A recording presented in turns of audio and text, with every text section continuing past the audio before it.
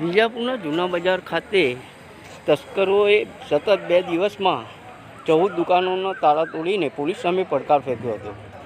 જોકે પોલીસ મથકમાં 2 વેપારીઓએ ચોરીની ફરિયાદ નોંધાયા બાદ વિજાપુર ચબુતરાથી જૂના પોલીસ મથકે તેમજ ટાવર પાસે પોલીસ પોઈન્ટ મૂકવા માટે વેપારીઓએ માંગ કરી હતી.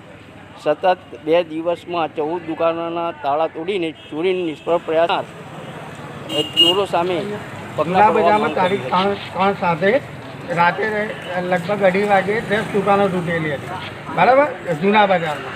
અને બીજા દિવસ સવારે 4 તારીખે બીજી 4 દુકાનો તૂટી ને એમાં નાગરિક બેંક આવી ગઈ, પછી અશોક ફરસાણ આવી ગઈ, પછી માયુર મેડિકલ આવી ગઈ અને એવી 3-4 દુકાનો તૂટી.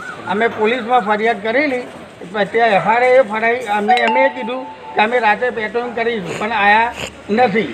ને આજે બીજા દિવસ પાછી આવું છે, બીજી 4 દુકાનો તૂટી. આજે જે દુકાન તૂટી એમાં કોઈ જોવા આવ્યું? હા, સવારે જોવા આવેલા, જોઈને જતા રહે. કોઈ કાર્યવાહી થઈ ખરા? નહીં, કંઈ નહીં, ખાલી જોયા અને ફોટા પાણી નીકળી ગયા.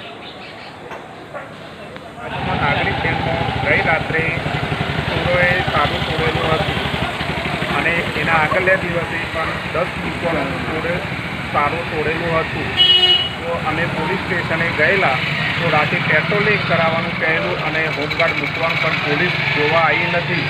તો અમારી નમ્ર વિનંતી છે કે રાત્રે પેટ્રોલિંગ કરે અને હોમગાર્ડ 10 દિવસ માટે મૂકી લે તો પણ ચાલશે, એવી ભલામણ કરીએ છીએ.